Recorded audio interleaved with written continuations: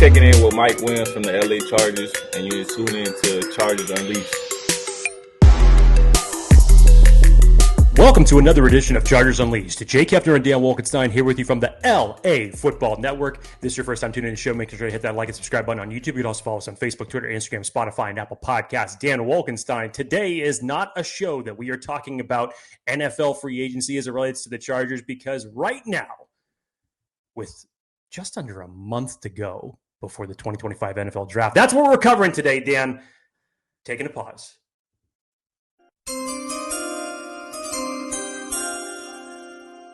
Pause for effect. It's a beautiful sound. We're talking everything NFL Draft on today's show. And something that always ramps up during this part of the year, we get into the top 10 list when we really start breaking down the upcoming players of this NFL Draft. And Dan and I are starting off with a very key position that we have been talking about for weeks, if not months. We're breaking down the top 10 tight ends for the 2025 NFL Draft class. Now, Dan, before we get into the whole precedence that we have to set as it relates to this episode, I'm not going to do all the talking. First of all, how are you, sir? I know you're just as excited about this episode as I am, because there's a lot to get into, and hopefully it'll give some perspective for really how deep and talented this tight end class is. But let's hear it. Wolkenstein, what do you got? I'm excited for this one. First position group rankings of the season for us for 2025 NFL Draft. And I really enjoy doing these. And it's maybe taking me a little bit longer to get into it this year because I've had a lot of stuff going on.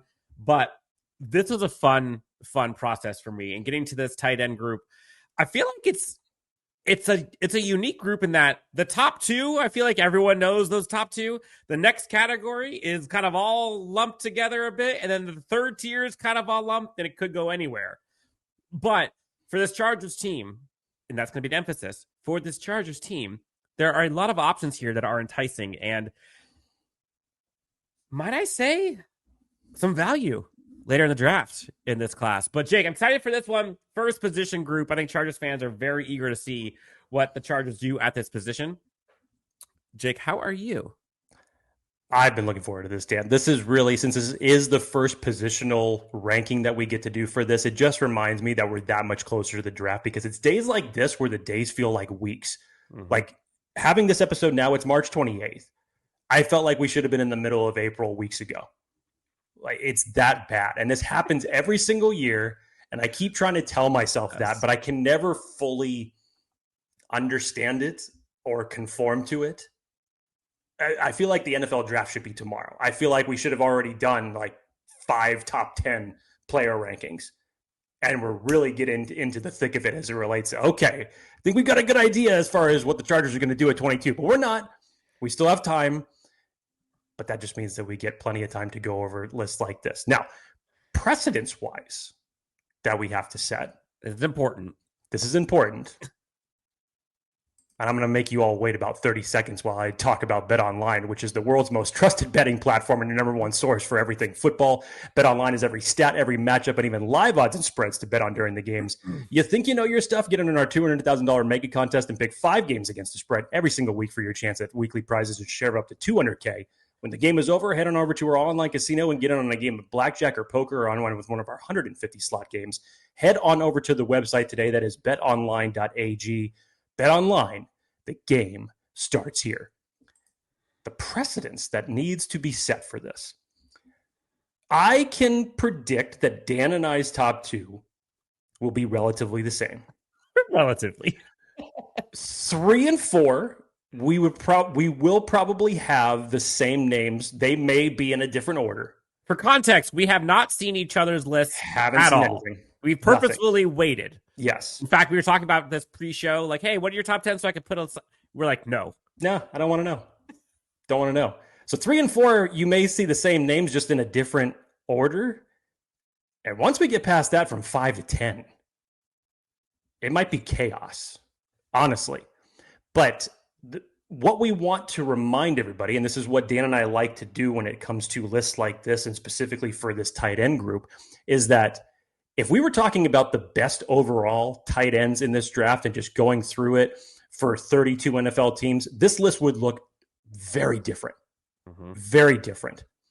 But currently, how the roster for the Chargers that has been constructed with what they currently have with Will Dissly, with Tucker Fisk, obviously bringing in Conklin as a free agent, it tailors this list a little bit in terms of what we believe that the Chargers are looking for.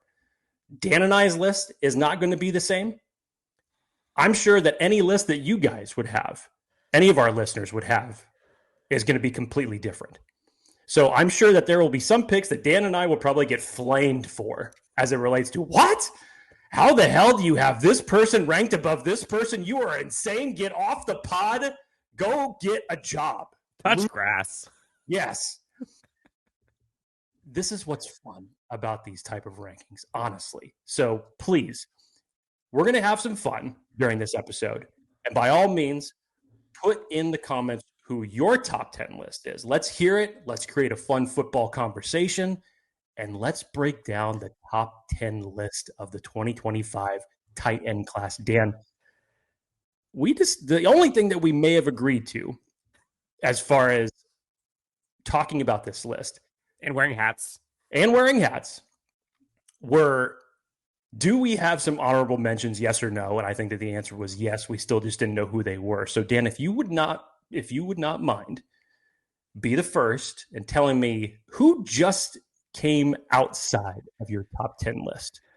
So this was a fun exercise for me because, to Jake's point, this is not necessarily top 10 tight ends generally, but top 10 best fits for this Los Angeles Chargers team and its roster and its coaching staff and the philosophy and the holes and what this roster construction looks like moving forward.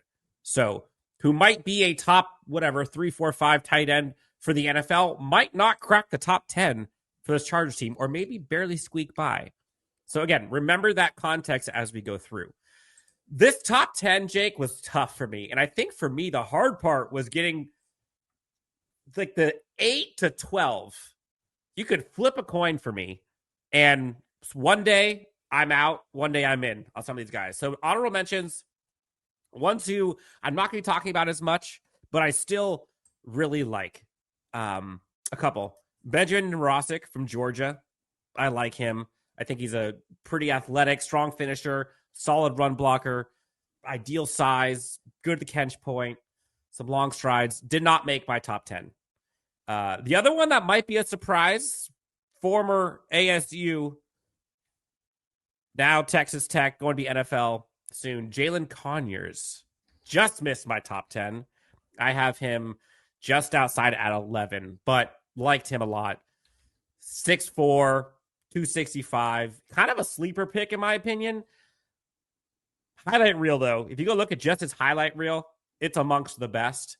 And I think the thing that kind of helps his case is he's a great blocker. 80.1 blocking grade on PFF. And also finishes. He rarely gets tackled by the first guy. So those are kind of the two guys that are just outside of my top 10. A couple of the guys, Luke Lachey outside, Josh Simons outside. I might take a flyer on CJ Dupree from Alabama. I'm not sure, but for the most part, that's my list. Whew. Definitely some difference right out of the gate as it relates to who made your top 10 and who was just outside mine. I will start this off by saying from 9 to who I'm going to talk about as it relates to honorable mentions, I was down to the wire as it relates to finishing this list. That's how close I actually thought it was. And honestly, up until a half hour before we recorded this show, I was putting my bottom 3 in a different order again and again and again and again and again. And I was trying to figure out reasons why. So it is not any type of indictment on the player as far as how I have them ranked. They were literally this close to me, but this was just how I finished it. So I will say that as it relates to honorable mentions, I do agree with Dan as it relates to Joshua Simon. He was just outside of my top 10, but he was one of the guys as it relates to the combine that I thought really helped himself in just a good showing out, because you didn't have the Auroros or the Warrens or the Lovelands that performed that week, but he was one of the ones in a tight end group that a lot of people felt underperformed. He was one of the ones that actually looked pretty damn good as it relates to showcasing his athleticism. Now, Dan, this is where you're going to maybe get pissed off at me a little bit. Oh, here we go. Okay. But it's okay because I can get pissed off at you for one of the names that you said as well. So spoiler alert, but here we go.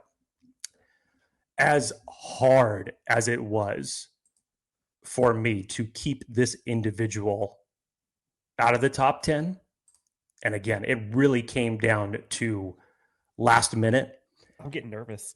I had Orande Gadsden just outside of my top 10. You are a maniacal madman. I know. See, we already started this. And honestly, if you asked me like 30 minutes before the show, I had him in the top 10. Okay. I had him in that's how difficult this situation was for me.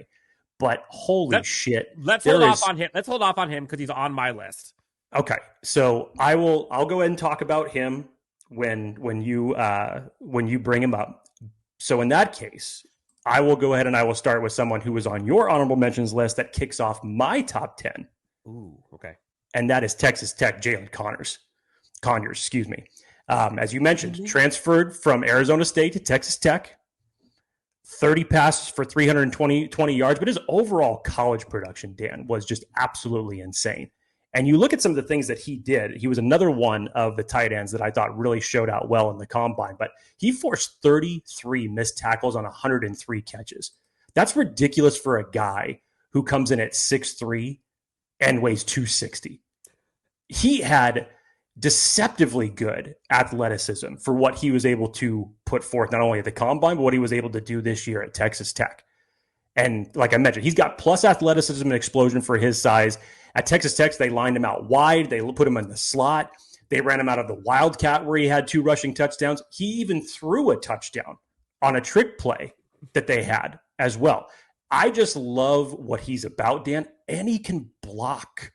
He can block. He's thick. From some of the other tight ends that you're going to hear on this list, from this point to maybe 3 or 4 from now, the blocking is what really elevated Jalen Conyers, and just having that type of versatility along with the receiving skills, because his catch radius is fantastic. He's able to go up and get those 50-50 balls that you want. Like I mentioned, they can put him anywhere.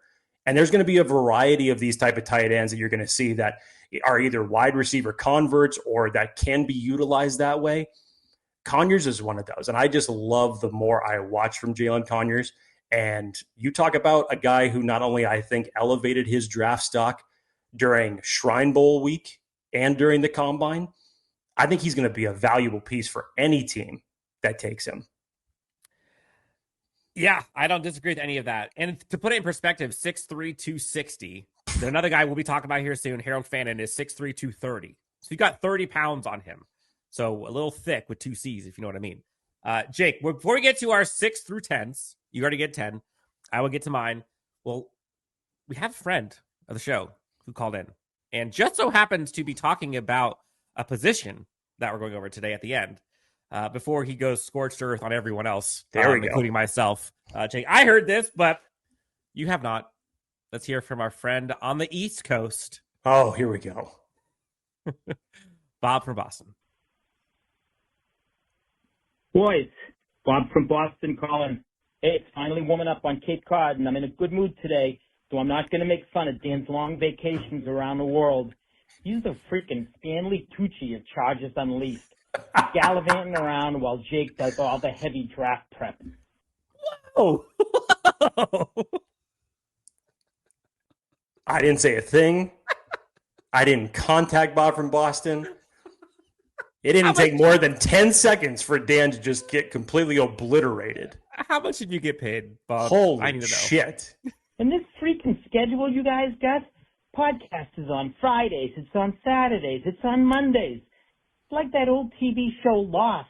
I can't find the damn island. Keep it on one day. He wants us to talk once a week. Sorry, Bob. My bad. Shit. Anyway, my take on free agency. I'm worried that Horvitz has been sleeping through free agency like Rip Van Winkle. But the more I think about this, the more I see short-term money, short-term commitments for character guys, and building up the middle class of the roster. The Patriots used to do that, and it worked, but they had Brady. I'm hoping Horvitz got another move with all that extra cap space, and I'll be okay if he makes one. You don't win free agency, so I'm okay with no crazy money signing, but there's got to be another jockstrap to drop. Now, I got a sleeper for you guys. I always believe that Scott Pioli built the Patriots dynasty, and I read him a lot. He's big on Nathaniel Salmon, 6'6", 245 tight end from New Zealand, who's at the International Combine. Not a lot of football experience, but Pioli thinks this Kiwi is really athletic and has plus skills and hand-eye coordination. He's the same size and played basketball like Tony Gonzalez. I've read some good stuff from New Zealand on him. I say maybe take a late-round flyer on this guy. He could be a sleeper. I think poor Dan needs some time away. He should stop at a Packy, get some brews, hop on a plane, and check out Salmon. Listen, that's it for now. I'm looking forward to the draft. Chargers unleashed, baby. It's always a treat when Bob for Boston comes in. Dan, correct me if I'm wrong. Was he meaning to say Hortiz? I heard him saying Horvis. I think it might be the thick accent.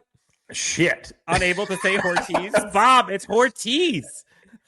Bob, it's Hortiz. I mean, I was just listening to that. I heard it not once, but twice. And I'm like, was that the accent? Or was I just really hearing that it was trying? Okay. But I know who he's talking about. I know who he's talking about. Again, always a treat when Bob from Boston calls a show and literally flames Dan 3 times in the same message. It's always great for that. So, good precedence. Good thing I don't do any work. Good first step to set on this particular show. Awesome. Nathaniel Salmon, Jake. I had the luxury of hearing this voicemail beforehand, so I got a chance to look up real quick. There is 0 highlights of him at tight end because he only played basketball. But Chargers fans know a thing or two about basketball converts. Yes, they do. Go undrafted, yes, they do. Antonio Gates, Hall of Famer. He has the size, has the traits. Again, you're just going off of physicality and traits and upside. But again, he's only 20 years old, hasn't played football, but basketball savant, at least at 17 is when he started. But you'll heard here first, Jake, and Chargers fans. Nathaniel Salmon could be a sleeper on the international program. Okay, Jake, without further ado, let's get into it.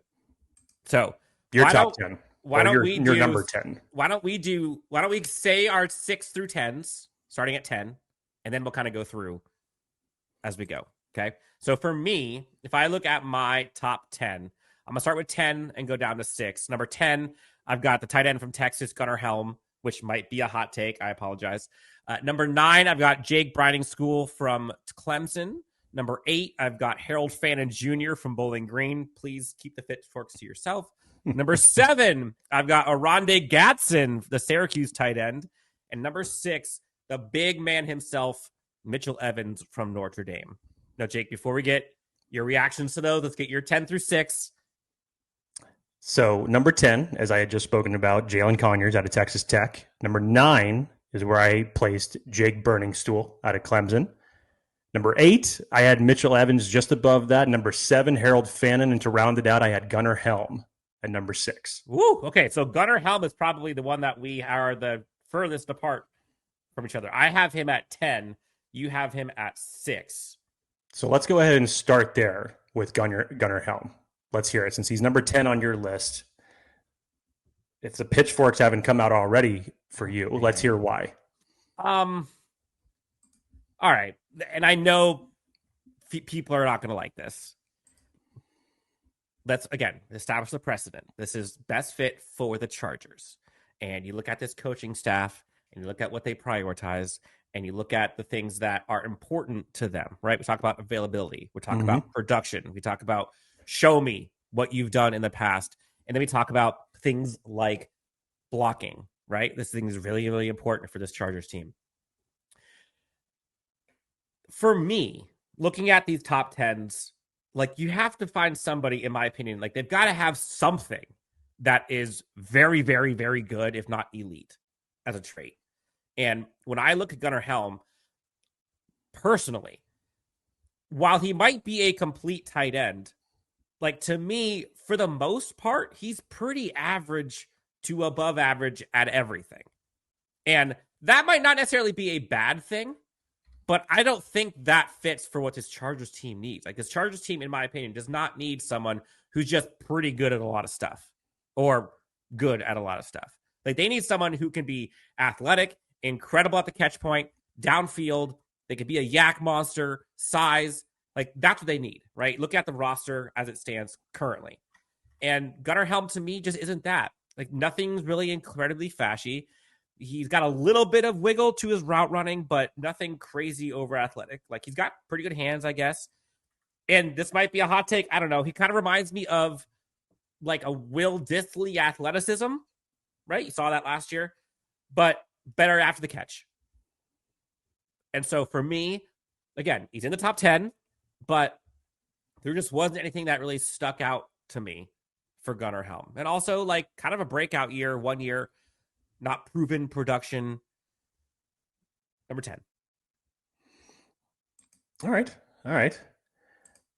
Let's continue that. As you mentioned, breakout year in 2024, 60 catches for 764. He still has ideal size for the position, Dan. And he's versatile when taking snaps in the slot or out wide. You watch his film and he's able to track the ball well down the field. He can make some of those tough catches that you want to see. See the game against Georgia for that. As you mentioned, 1 year starter. So I totally understand just from a continuity standpoint from year to year, you'd like to see a little bit more in that. Isn't the smoothest in his route running, doesn't have the most diverse route tree. So there are some things for him to improve at the next level. But he just seems like a Jim Harbaugh type of tight end to me. I wouldn't go as far as to make the comparisons to Will Dissly in that circumstance. I understand from, if you're just viewing this from plus athleticism, you can say that. But he's not the blocker of Will Dissly. Like I'm not saying that at all. I'm just saying purely as a pass catcher, he reminds me of Will Dissly. Sure. I know everybody wants to go to what happened to him at the combine. I actually give him more points for that, given the fact that the first drill that he did, he sprains his ankle and still goes out and runs 240s and still goes out and does all the positional drills for the day. And we all saw the picture. That ankle was rolled.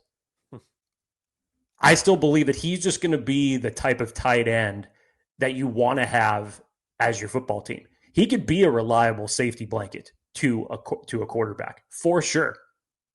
And he can be that move tight end that you want as part of this team. And honestly, if we're to go off of what we know from the Chargers, that yes, in terms of how we're going to style this list, blocking isn't as big of tight ends that we're looking for in this class, considering the fact that they have Will Dissly, they have Tucker Fisk.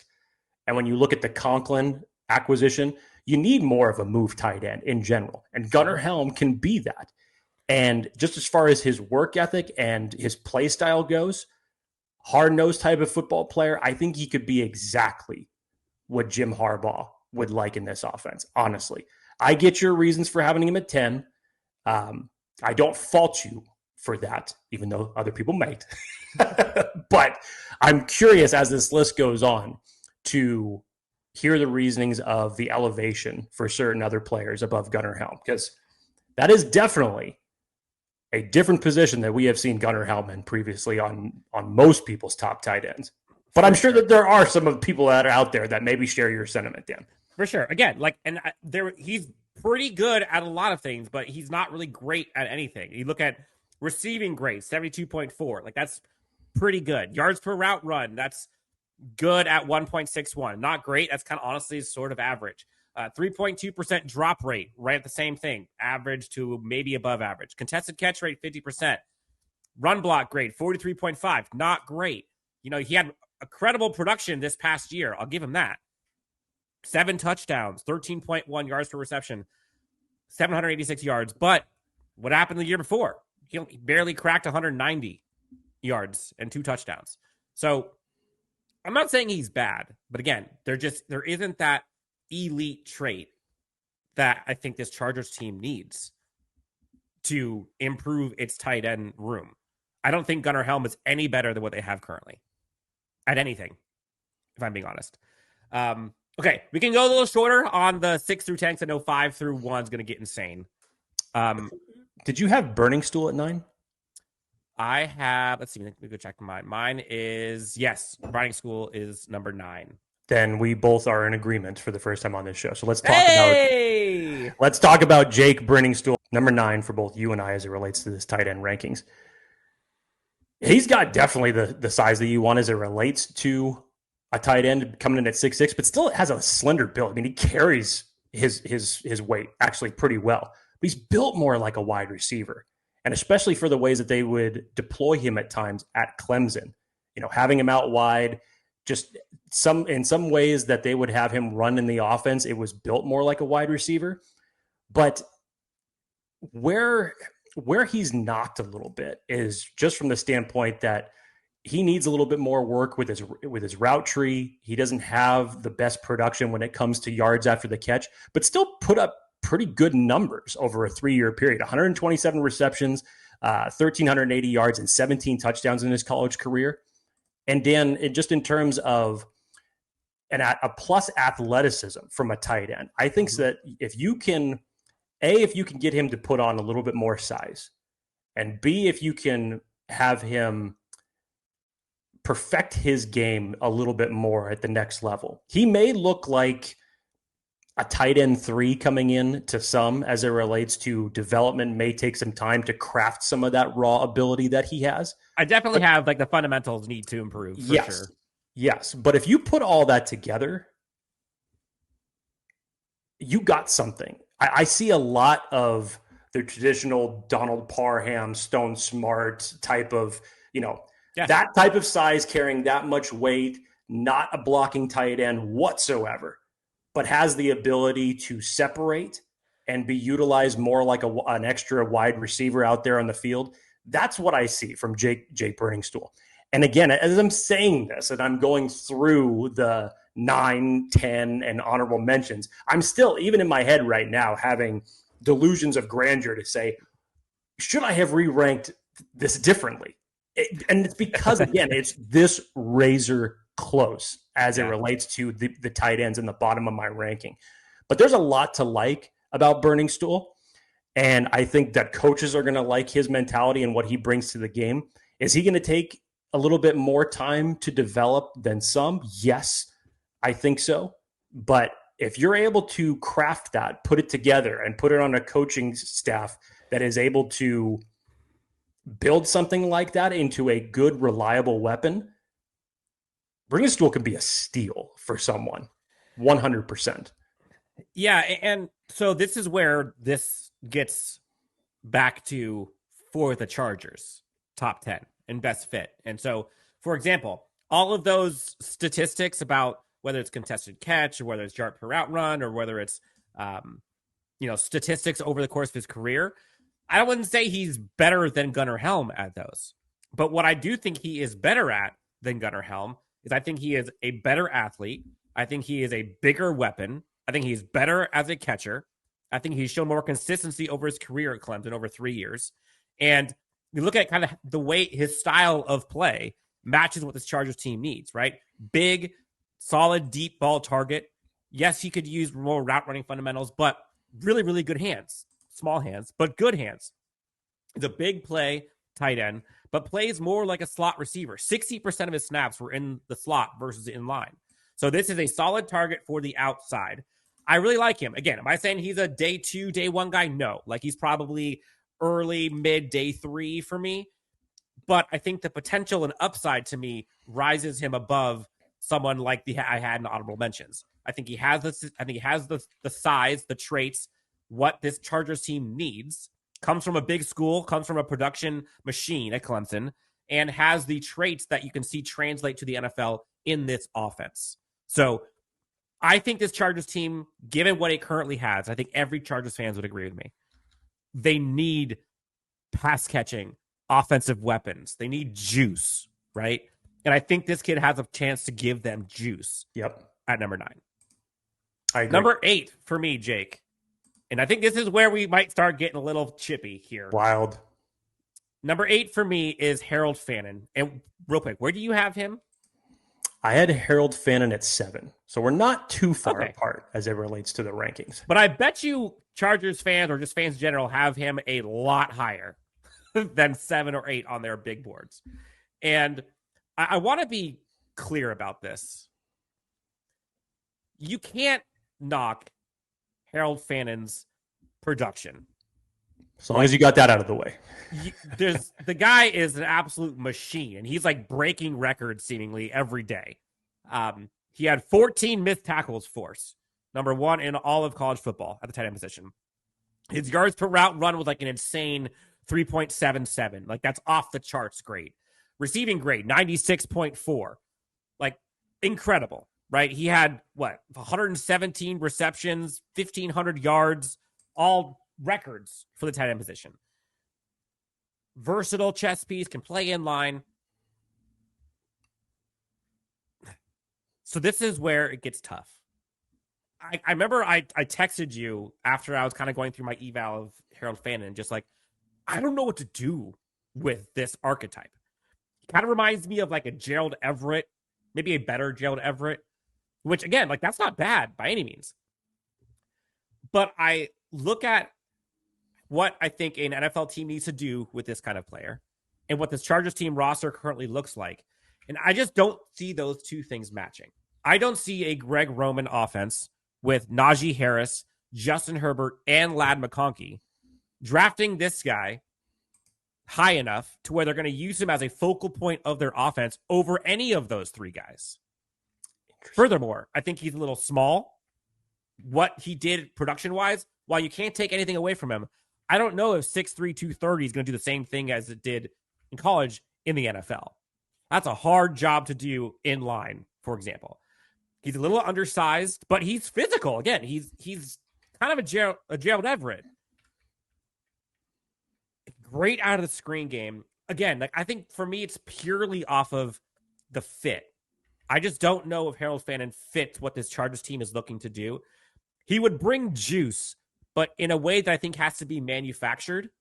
And I don't think he can kind of do it on his own as a slot guy, as an outside guy. While he played a lot of outside in college, I don't think that part translates in the NFL.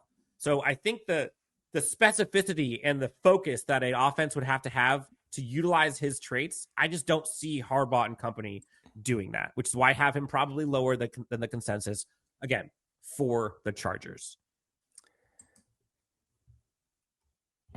Overall, as this evaluation process has taken place here over the last few months, I will admit that Harold Fannin a few months ago may have been higher on my list. Maybe even considerably. If you just watch him and say, like, how good was this kid in college?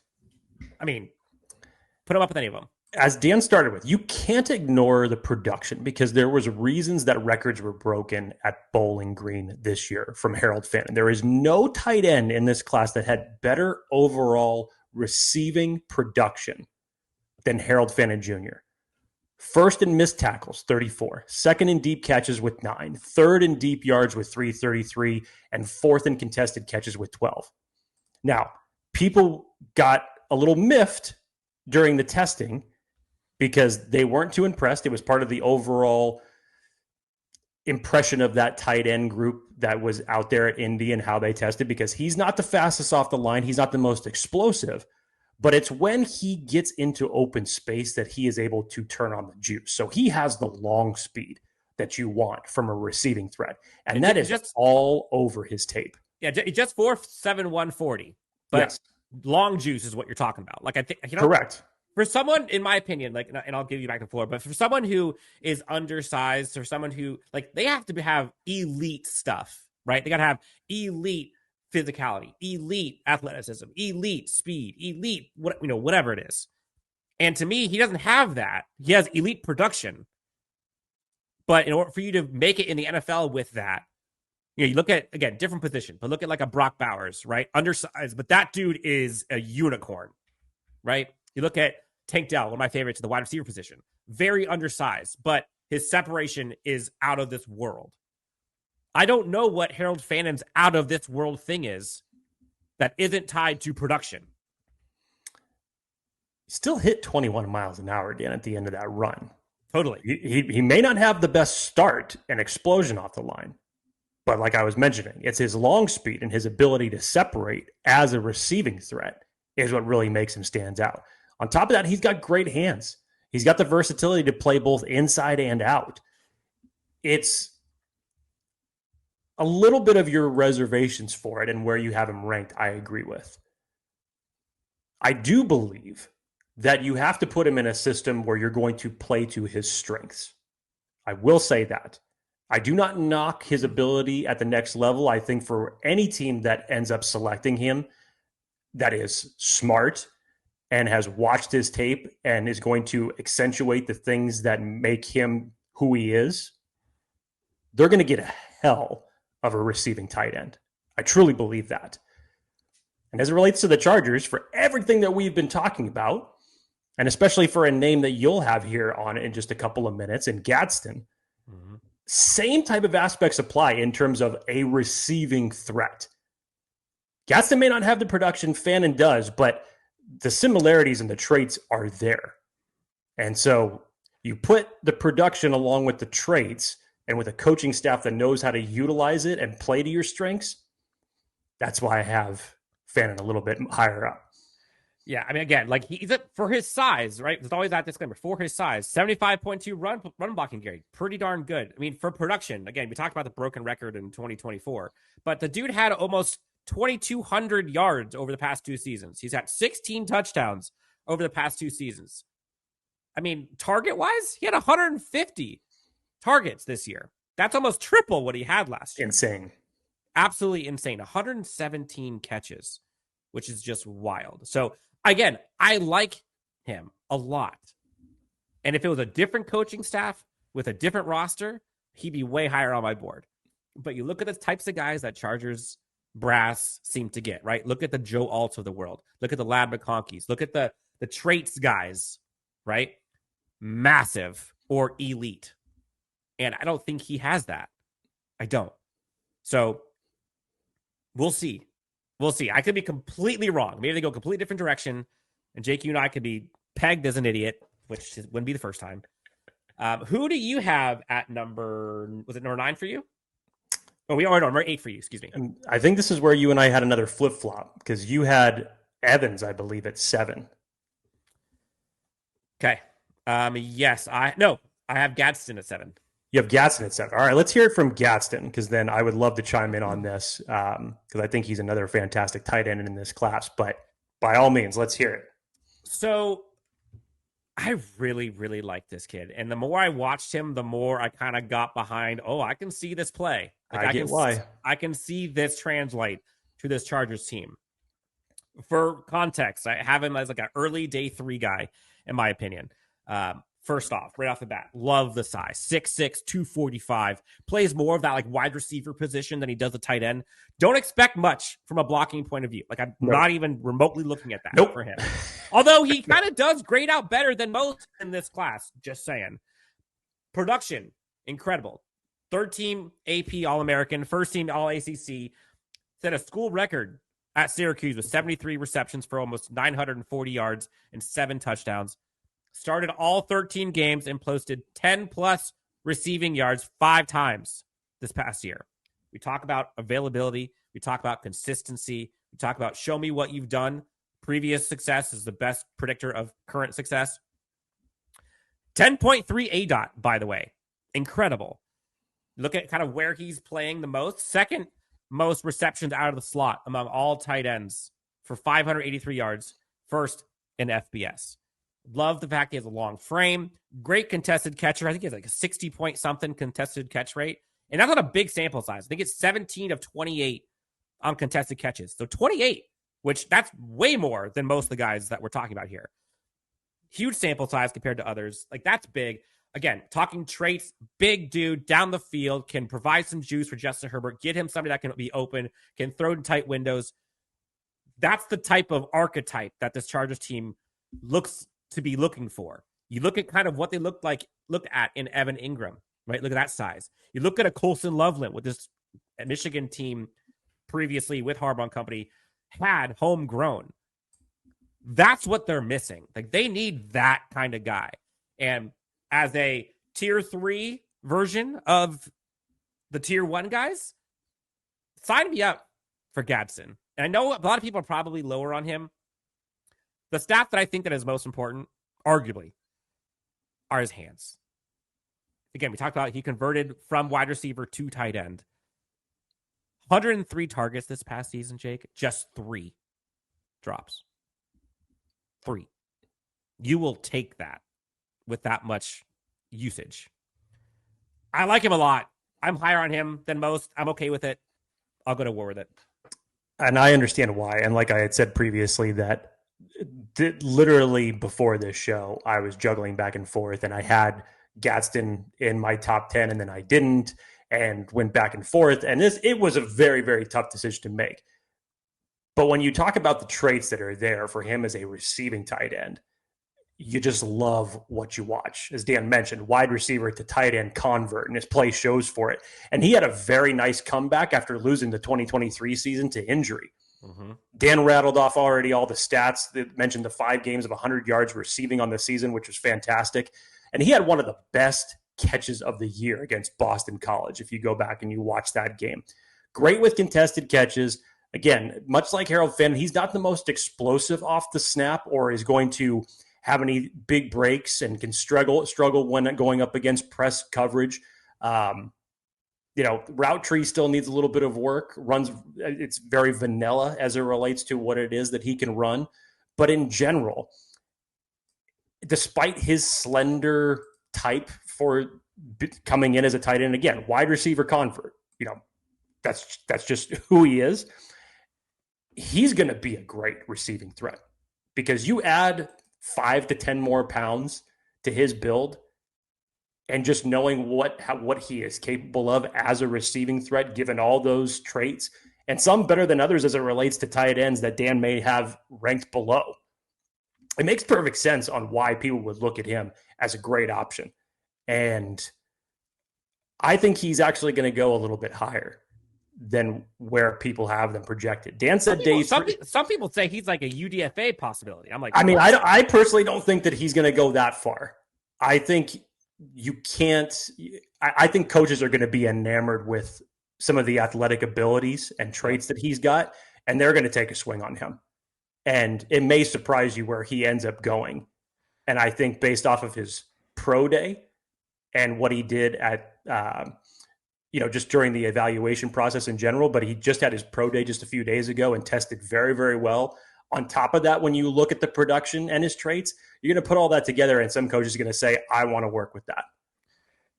Yeah, again, a couple more stats here, Jake. Look at 2023 season, obviously was taken out due to injury, but go back to 2022, the guy almost had 970 yards and 6 touchdowns.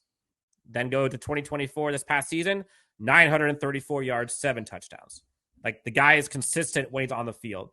82.6 receiving grade, pretty damn good. 1.89 yards per route run, pretty darn good. 60.7 contested catch rate, pretty damn good. And I know people are going to flame him for his run blocking grade, but it's not terrible. I think if he added maybe 5-10 pounds, he might be a little bit better. But I don't think it's as bad as people are saying. And so for me, I like him a lot. And I think that's one where I could see this Chargers team going after somebody like this, which is why I have him ranked where I do. Next up, Jake, we're flying through here now. Dan, I had Mitchell Evans at number 8 for me out of Notre Dame.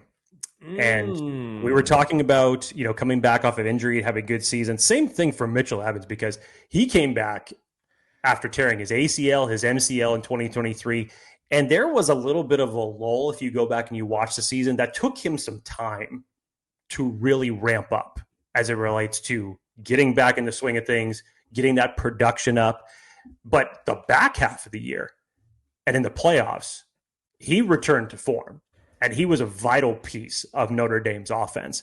But he's just such a big-bodied guy. He looks to me like an offensive lineman that just turned tight end, that somehow figured out how to move and beat defenders and just lost 100 pounds and is able to just go out there and do the things that he does. And because of that big body, he can box out defenders in order to get open. And truthfully, if he hadn't suffered that knee injury, we'd probably be talking about him a lot higher on this list. Where do you have him at again? Where is he? I have him at 8, just below Harold Fannin Jr. I have him at 6 on mine. But he's kind of in the same category in terms of how I think that Harbaugh and Roman are gonna look at just their tight ends, to say, kind of similar to what I was talking about with Gunnar Helm in terms of lunch pail guy, hard-nosed worker. Here we go. Gonna put his nose to the grind. Again, it's not the blocking. It's still the receiving, because for Mitchell Evans, as being a big body guy as he has, still has great hands. Still can put up the production if you need it. I think he's going to be fantastic at the next level. But to me, that spells a Greg Roman and a Jim Harbaugh tight end. When you go back and you watch his film from Notre Dame, you're like, yeah, this could be that guy.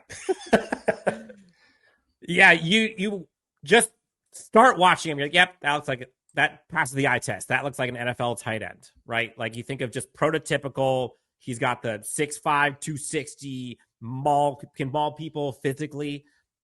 A mismatch, right? He can win with just sheer size and strength, more so than athleticism, in my opinion, because he's probably an average athlete, but like, he looks the part. Strong hands, in my opinion. Contested catch monster, by the way, Jake.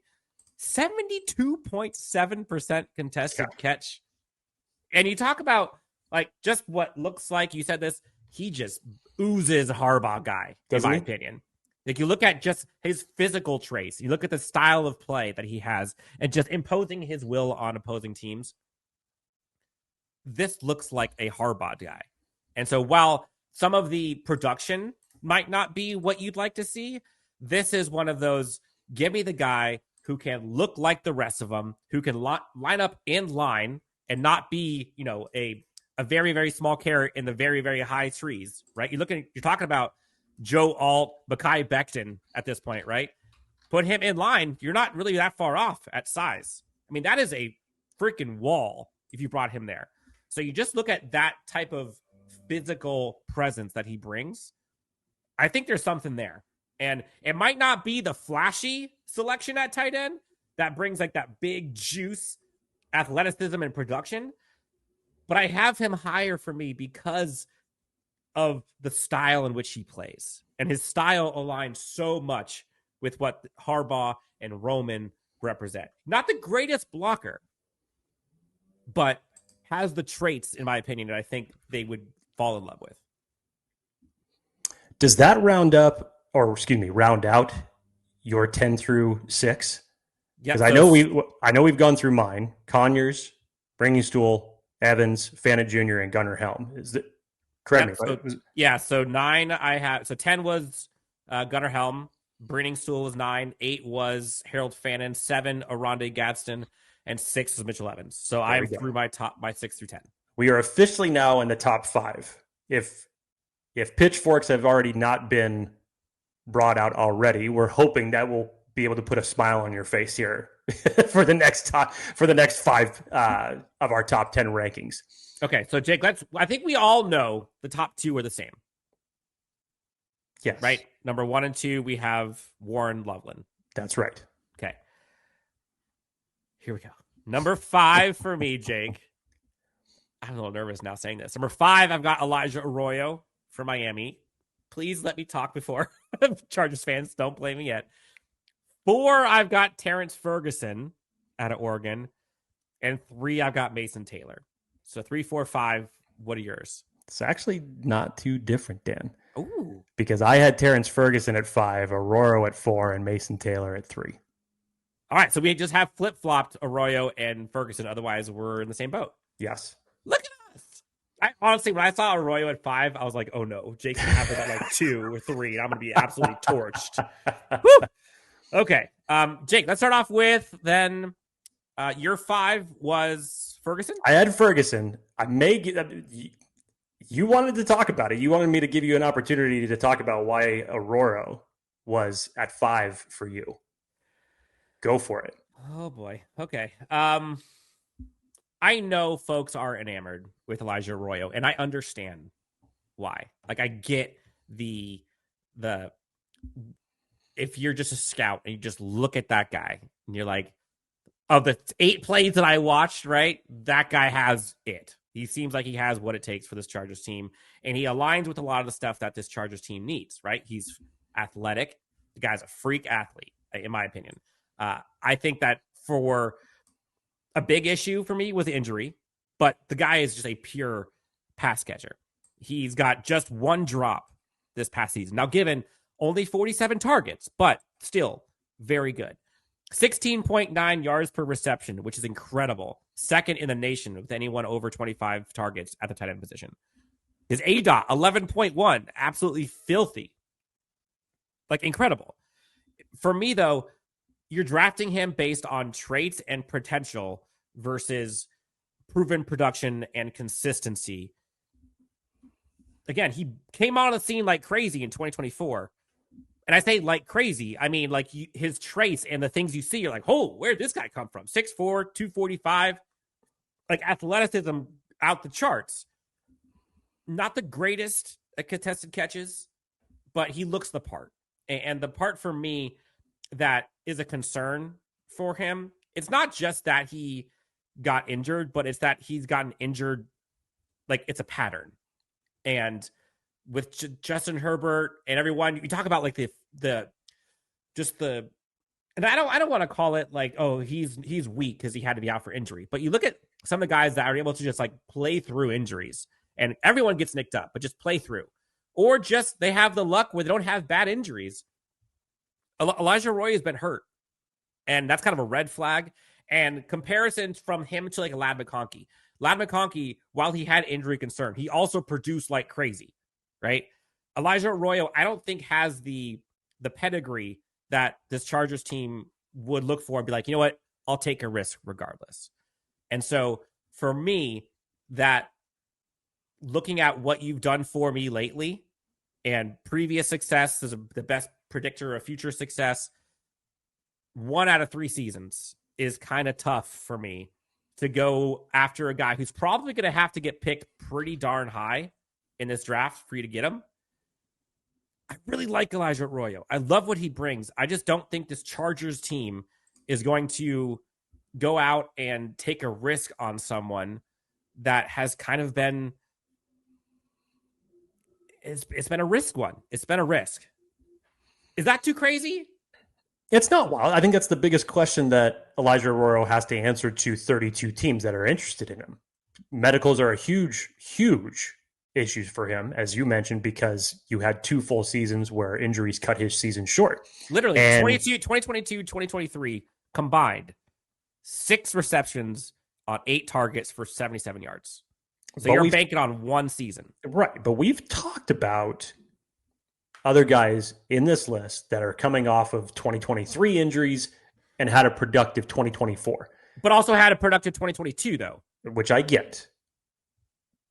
But I think it's the other aspects and the intangibles that you normally don't find in a tight end that Elijah Arroyo has that make him worthy of a high round selection in this case. Totally get it.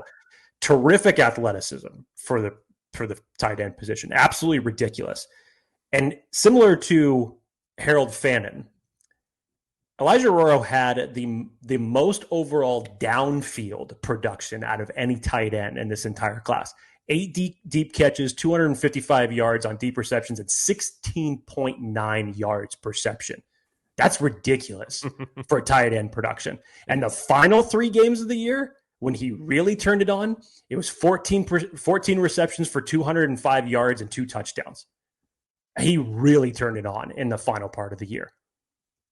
I just think, Dan, that there is, yes, you have to answer the questions about the medical as it relates to Elijah Arroyo.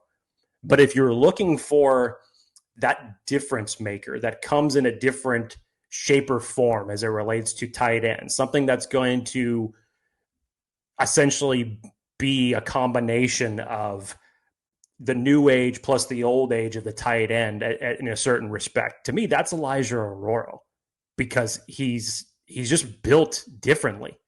Now, can he sustain it? Can he stay healthy? That is a big question. And honestly, when we were creating this list, I did have him higher. And that was a reason that he did get knocked down below others for me in this list. There every day. But if you're looking for an ability to give Justin Herbert a receiving threat at tight end, there is no question to me that the Chargers should consider him if it comes down to it for a tight end option for Justin Herbert. If we're talking day 2, and that is indeed the play.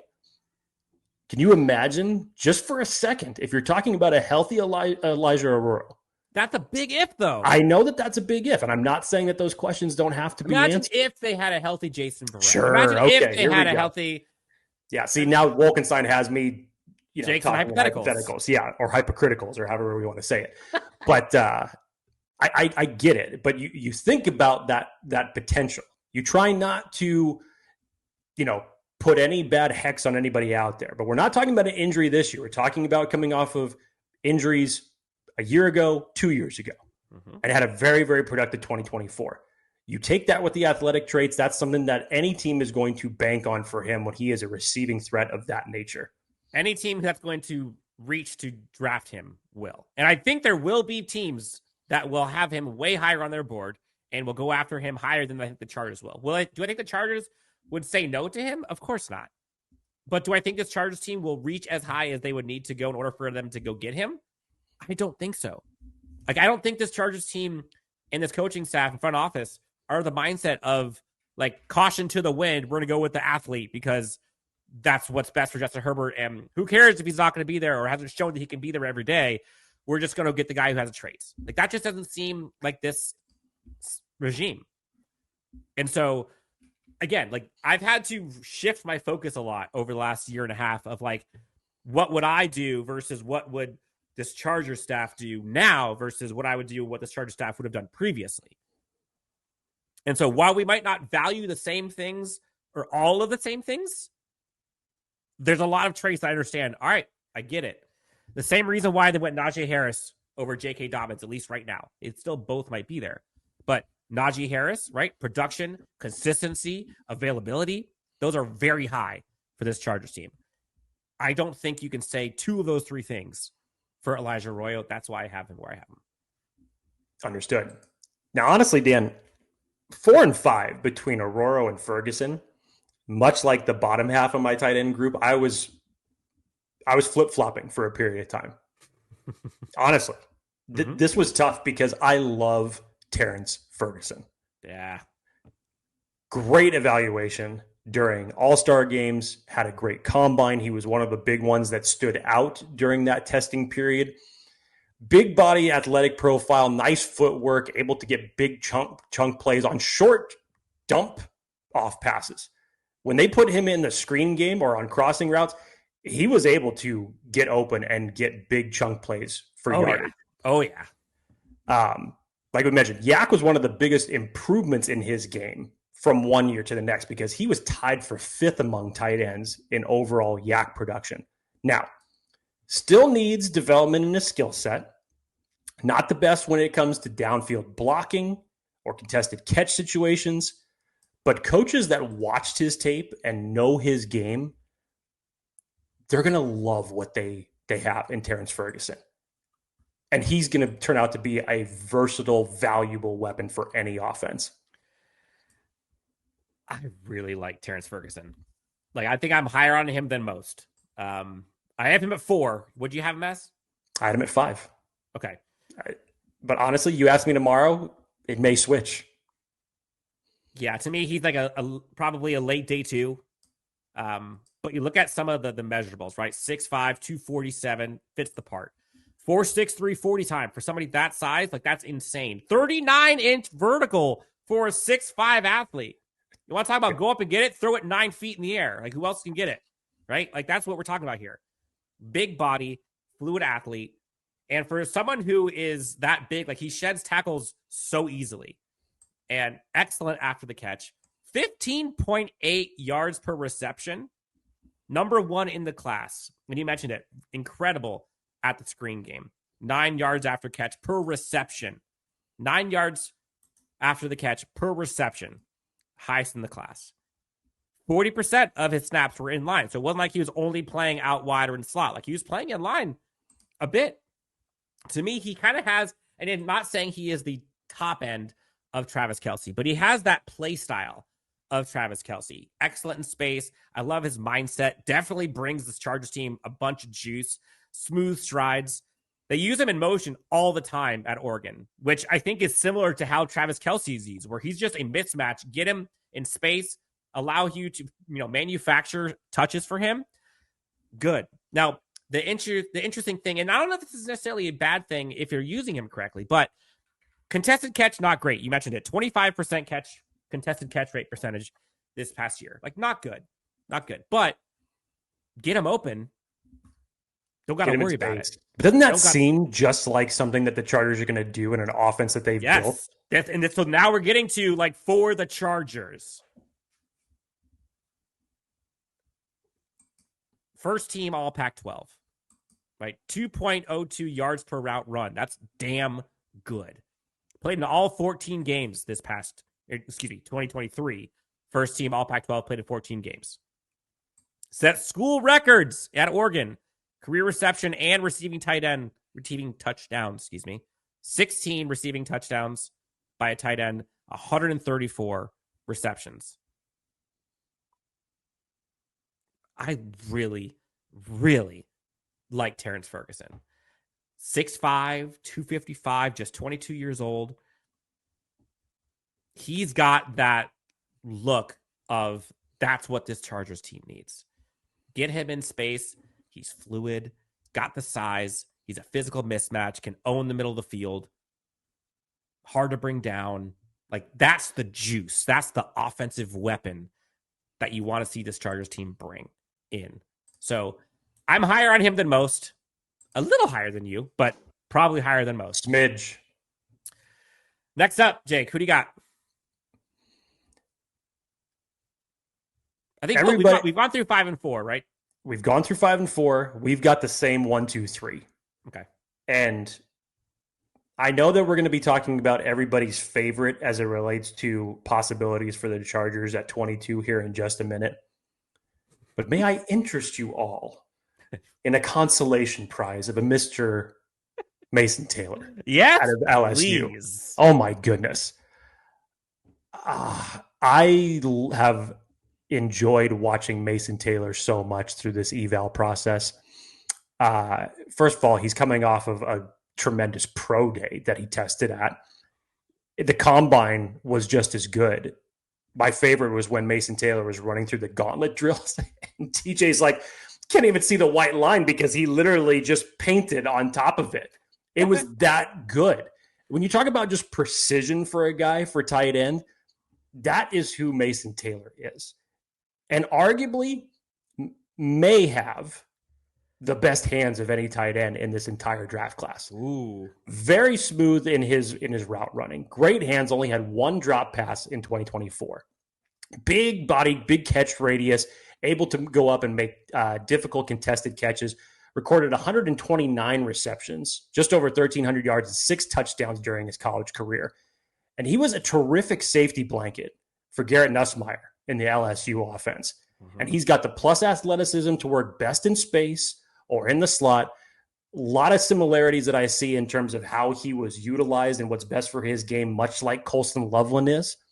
But LSU at times had him lined up as an H-back and come out of the backfield, just like it was with Terrance Ferguson as well. And he would come out of the backfield and be making positive gains off of dump-off passes. 68% of Mason Taylor's catches went for first downs during his college career. The dude is a machine. Now, like other tight ends we've talked about it in this class, blocking is an issue, doesn't set the edge very well, and can get pushed around at times.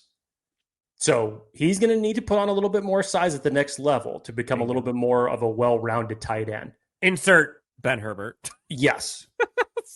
I'm sure he'll take care of that. But if you're talking about adding a reliable receiving threat to this tight end room to pair with Conklin as your 1 and 2 receiving options for tight end, and a great option for Justin Herbert when it comes to what do you need? Do you need 3 yards on a first down? Sure. Do you need 10 yards? Okay, he's going to come in and get you 11. That's the reliable Mason Taylor. And I think he would be a great addition and a great help to Justin Herbert for this offense. Yeah, I really like Mason Taylor too. We're aligned 1, 2, 3. Mason Taylor number 3 for me. I feel like he's kind of gotten a bad rap by some for his blocking, which I don't think it's that bad. That's fine, but like that's also not what the Chargers don't need him to block. Yeah, like judge a fish by how well he can climb a tree. Like, yeah, he's going to be pretty bad fish, right? Like that's not how it works. Mason Taylor has so much that this Chargers team needs, right? First off, prototypical size, 6'5", 250, welcomes physicality. You mentioned the hands, excellent hands, nimble feet. I think he brings that explosiveness and that burst, right? Always looking to turn up field as soon as he catches the ball, which I love about him, looking to finish. I like his route tree. I think he has pretty damn soft hands. I feel you on maybe the best hands in this class. LSU record on receptions this past season for a tight end, 55, 8.6 ADOT, which some might say, well, yeah, there's some that are better, but he played in line 45% of the time. So, like, think about being next to the tackles. Like, he's there and still getting that ADOT of 8.6. So that's pretty high for what he does. Excellent out of the break, especially at the top of routes as well.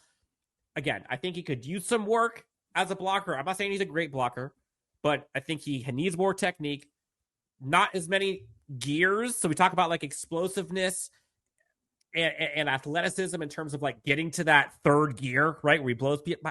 That's not him. No. But like his second gear cruise control is pretty dang good. And that's what I like about him a lot. Slippery enough to get to that second gear consistently. Second lowest drop percentage in the entire nation for tight end, with just 1.8. Again, for me, this is like one of those tons of upside, high floor. Give him the right coaching, the right strength and conditioning, the right quarterback, and you're going to see this dude cook. I like Mason Taylor a ton. And if for whatever reason the Chargers can't get one of the two, which I almost didn't even look at number 1 for me, Jake, because I was like, there's no point. This is pointless. They're not going to go up together. If they can't get Loveland, like Mason Taylor is a dude where if they trade back a little bit, or hell, trade up from round 2, depending on what they go in round 1, absolutely. I don't think he'll be there at 55. I think they're going to have to do something in order to get him if they don't get him at 22. I really like Mason Taylor. I think he's perfect for this Chargers team and what they need. Now, I think I honestly thought about Jake, like when going in Tyler, and I'll be honest with you, I took down 0 notes for Tyler Warren. Because like I started watching, I'm like, God damn it. No, I'm not going to let myself look at this, right? Because there's not a chance in hell. Dan's going to be like, we need to trade up for Tyler Warren. And he's going to set a fire under everybody else to do it. I mean, obviously, who wouldn't want I would Tyler understand if they did trade up for Tyler Warren. Because like he's just an absolute machine. Like he reminds you of the Terminator, where like he just doesn't go down. He's consistently running and he just won't stop, right? Like, yeah, he just had to blow up in the 2024 season, which in turn blew up the chances at the Chargers getting an opportunity to take him. So like I'm not really going to talk about him much because like there's just no chance, right? It's like talking about Travis Hunter, right? Just okay. Yeah, he's great, awesome, blue chip, cool. We're not going to get him. I've said this for weeks though. I do think that there is a pretty good chance that Colston Loveland falls to 22. And I think what's important here as we go through kind of these, let's just stick with Colston Loveland here for a second. Obviously, there's so much to love about Colston Loveland's game. And, you know, the alignment with him and this coaching staff and the Michigan ties and all the traits and physicality and all of the athleticism that he brings and just that juice, the downfield, like all of that stuff, right? I think that's all important. But you would say, oh, well, what about all the other teams? There's no way he's going to fall. He's too good. He's not going to fall to 22. And he might not. There's a lot of teams out there that have a lot of needs, including some at tight end. Now, some of those needs have been filled, right? I think Denver was one of those teams where like, oh shit, they can go get Colston Loveland. They go get Evan Ingram. Could they still go get Colston Loveland? Yes, Maybe. they could. They could. I don't know if they would, though. I don't know if they would. There's a lot of really good players in this draft, in any draft. Tight end is a position that falls almost consistently. It's just like running back. It's just like safety. And especially with a class where you can get a bunch of tight ends, I can see a team saying, I can get a good one in day 2. And I am almost in that position where I'd be like, I don't know if I would take. Every day I wake up, Jake, one day I say, I'm not going tight end in round 1. Next day, absolutely. Give me Colston Loveland at 22. Like, I'm torn because I think that underbelly, the second tier and third tier, is pretty good for what this Chargers team needs specifically. But damn it, Colston Loveland, 6'6", 250, right? Ideal size, can go up and get it with the best of them. That's not really his game, but I think he can do it. He has so much wiggle, man. Like, he is such an elite separator. Route running, I think he has at a premium. Smooth athlete. He has so much nuance to his game. He sets up defenders. Played out wide almost 20% of his snaps, which is second in this class, only behind Fannin. He's definitely more of like a wide receiver, pass catcher mismatch. Sign me up. You know, not as well-rounded in terms of like that blocking side. F it. Don't care. His receiving talent, just pure receiving talent, I'll put up against any receiver or tight end in this class, bar none. An athletic weapon, size, athleticism, downfield option for Justin Herbert, and an offensive weapon that this Chargers team has been asking for, and this fan base is asking for years. Yeah. I think this is better than Hunter Henry. Like, we're getting Gates than him, in my opinion, in terms of what he can bring to an offense.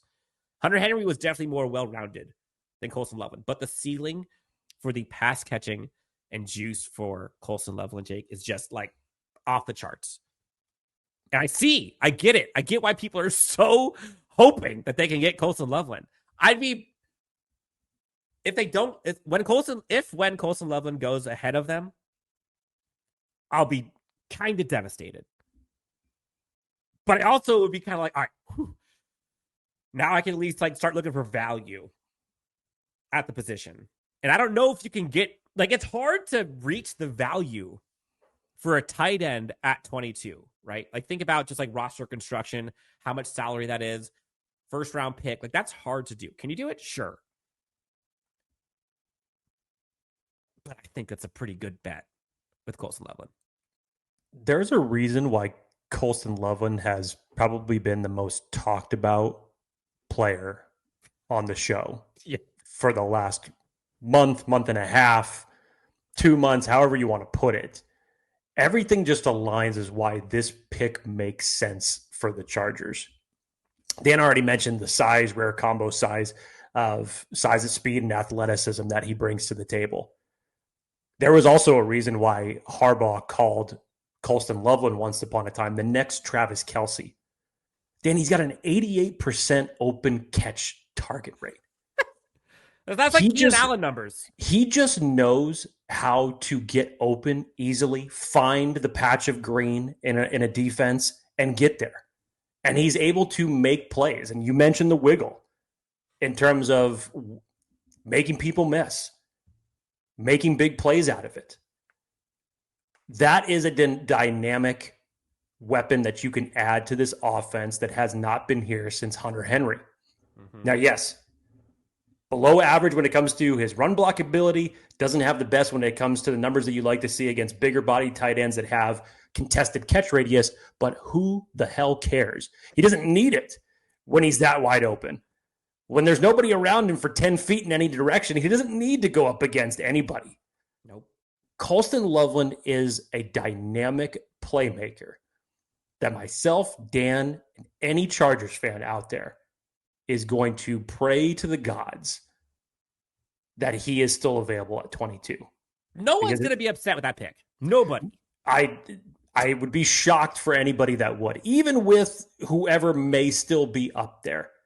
Again, as we have mentioned, how this roster for the Chargers has been constructed up until this point, you are literally in BPA mode. Yep. And holy shit, would Harbaugh want to have Loveland on this team? It'd be a great addition. It would be true to their message in talking about where he and Joe Ortiz had failed in terms of getting Justin Herbert more weapons and doing a good service by him at this point in his career. Colston Loveland with Ladd McConkey. Yeah.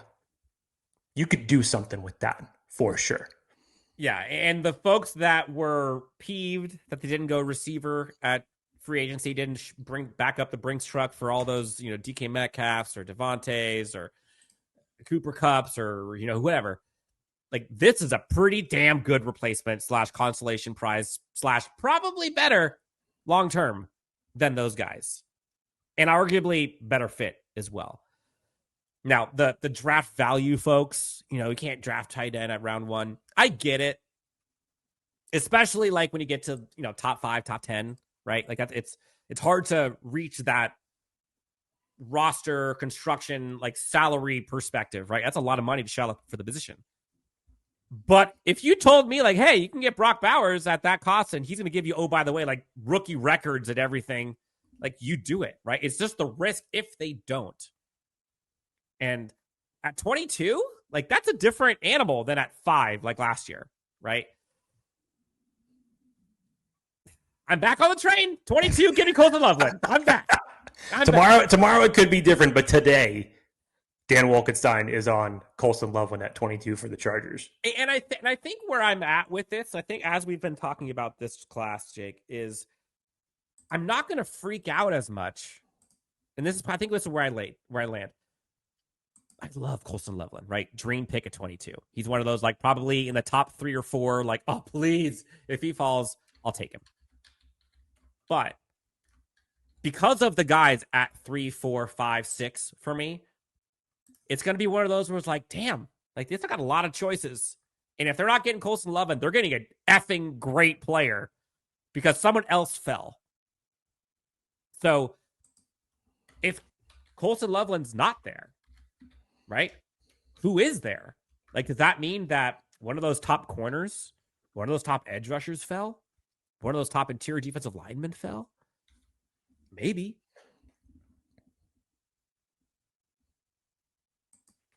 Like, the tight end position sets up nicely for what this Chargers team needs and allows them to go BPA, and there's a lot of dudes there that fit what they want. Jake, I'm telling you right now, I'm not talking anymore about Tyler Warren. I'm not. I'll take the wheel here, Dan. Enjoy. I can't do it. My emotions, I'm not even going to let myself get into that. First of all, I understand why, because we have had people that have joined our live shows over the last couple of weeks that have been absolutely pigeonholed that it's Tyler Warren or it's no tight end at all. And we've said, really? It's like no tight end at all. It's like, I understand the beast that is Tyler Warren. But there's a good chance that he may not even fall out of the top 10 people. I know we will not fall out top 10. Most mock drafts have him going to Indianapolis, and that makes perfect sense. But there is a very good chance that I don't think that he makes it out of the top 10 for how good he is. For the Colston Loveland fans, though, I will say you probably want him to fall out of the top 10 because that gives you more of a chance for Colston Loveland. If he goes earlier, there's trouble in Loveland land. But Dan, for Tyler Warren, I call him Mr. DIA, and I'm sure other people have it too, Mr. Do-It-All. 104 catches, just over 1,200 yards, and 8 touchdowns. High-level athlete, Dan. He played basketball, baseball, and football in high school. Versatile. Can line up anywhere as a runner, receiver, and even a thrower of the football. His game against USC was probably like the showcase of all of that for him. And that got everybody really on the Tyler Warren hype train. But it just kept going up and up and up and up and up from there. There was really no downfall which of course impacts us and his draft stock. I think he sucks. Great for him. I think he's got maybe some people should give him some more medical outlooks and knock his draft stock a little bit. Yeah, for sure. Where's the bong picture when you need it? Dan, he had a ridiculous back shoulder catch against Ohio State. He's just strong, physical in his play, lowers the shoulder against defenders. He's going to run them over if they get in his way. He was third in contested catches with 13, second in missed tackles among tight ends with 19. That is mutant status when you consider his size that he comes in. Yep. To have that type of production, that type of versatility, there is no question why Tyler Warren is the number one tight end in this class. The only questions that we have are, why didn't the Chargers tank in the 2024 season so they could be in a better position to get him, right? Pretty much. Yes. Pretty much. All that winning and getting back to the playoffs took them right out of contention. Sons of bitches. Yeah, I'm not going to talk about Tyler Warren. I'm really not. We getting got talked about the top. Like, you look for this Chargers team needs like elite traits, right? It needs someone who's like, you know, an elite pass catcher, or maybe like an elite has elite hands, or maybe like an elite contested catcher, or, you know, yards per route run elite. Like, F it. This guy's got elite everything, right? He's just breaking charts all over the place. And I get why he's going to be a top 10 selection.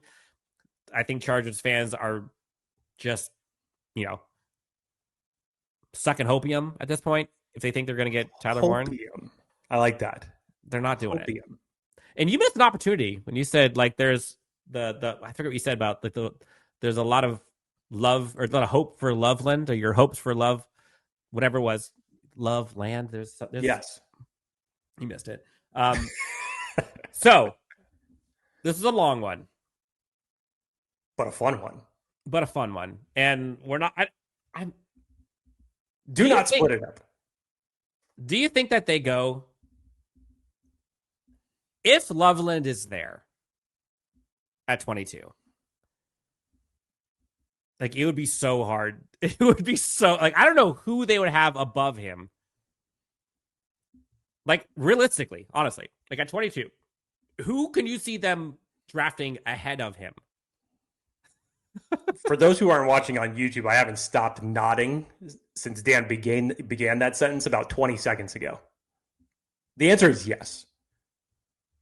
And this is where I have gone back and forth as it relates to what the Chargers would do at tight end. And this is obviously a big discussion for an option for them. But if it's not tight end, I still think you're going interior defensive line here. If it's not Colston Loveland at 22. Or edge. Depending on who's there. But in terms of just getting a blue chip player, and you have to remember how this roster has been constructed to go BPA, I think those are the two positions that they're really going to target at 22. And the ones that have the most realistic possibilities in terms of great additions and things that you need that you don't currently have on your roster that are going to elevate that position. And that's why I keep coming back to those two between tight end and interior defensive line for the Chargers at 22. And Dan said that this one was a long one. When we eventually get into the interior defensive line class, buckle up. Holy shit, you're going to be in here for the long haul. Might want to bring some, provisions, some snacks, your favorite drink with you, because you're going to be listening for a while on that pod for sure.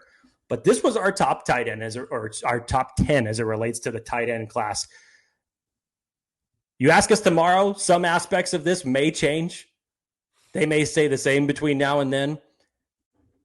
Hope you guys didn't flame us too hard for where we had some ranked, especially from 6 to 10. But for having some fun as it relates to just general football banter, put your top 10 in the comments for this episode. Let's talk football. Let's understand each other's reasonings, because this is what's fun about the NFL draft. This is what's fun about the evaluation process. And this is what makes it exciting come April 24th. Dan, long or not, this was fun. I was looking forward to getting this top 10 out. Needed this. And going kind of fast forwarding to the draft, I'm curious to see if when Colston Loveland makes it past 14, that's when the trade up questions start happening. If you can get past the Colts at 14, then you look at teams, I think, possibly Denver at 20, possibly Tampa Bay at 19. Cincy could pop. I doubt Cincy goes up. But hey, maybe they just go scorched earth and don't care about the defense. Just go offense and just hope they can score 100 points a game. And don't knock a possibility of someone trading up to leapfrog the Chargers. Exactly. To try to select him.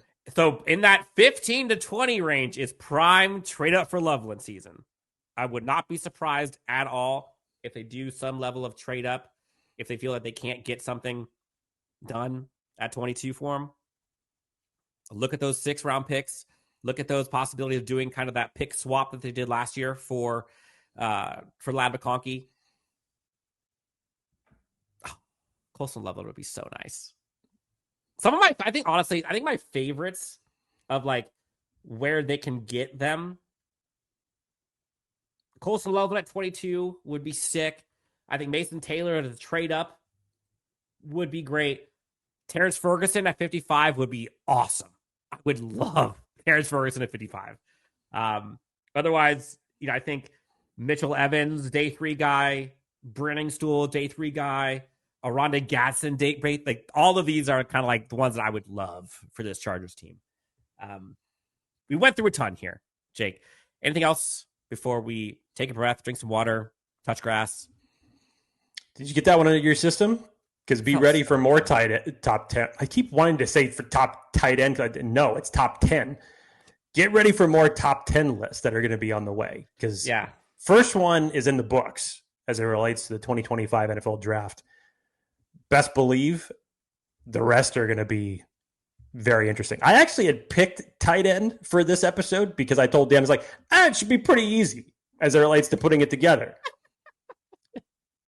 But beyond number 5, it actually was much more difficult than I thought it was going to be. But I'm hoping that this sheds a little bit of light that this tight end class is not just 2 names at the top. It's not.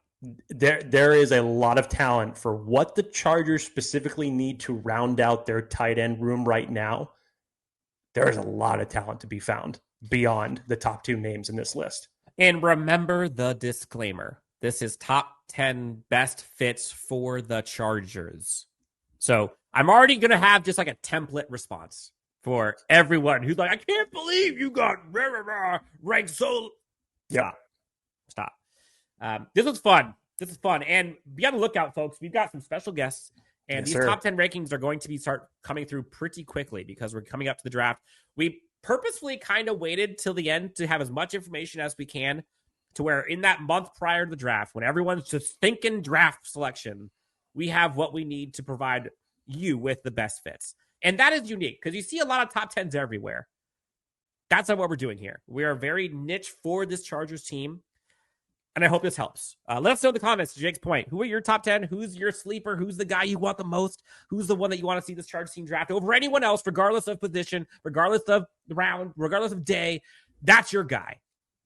Let us know in the chat. Jake, excited for this one. Can't wait to get into the next position. Are you ready to say what the next position is yet? I will let you do the honors. If you want to call it out. I don't know what it is. We haven't even talked about it. I'm a fiend for surprises. Okay. So no, I'm going to keep it. I'm not saying shit. Okay. Sounds good. Honestly, I haven't decided yet. Good. So that's one of the reasons why there is some secrecy. Me neither. But either way, you're hoping this Chargers team can get out of the NFL draft with one of these dudes, because if so, they are cooking and they can make something work from a pass catching perspective with any of these 10. But Jake, for you, who people can find at Jake D. Hefner on X, find me at Dan W Sports. Enjoy your weekend. You may or may not be doing a live show. Not sure. Stay tuned. But until then, enjoy whatever it is you're drinking between now and Monday, because it's the weekend, folks. Enjoy your time. And we'll talk to you next time on Chargers Unleashed. Also, Jake, I want to put this sound one more time because we deserve it. Because we've been on here for so long. Okay. Enjoy your weekend, everybody. Bye.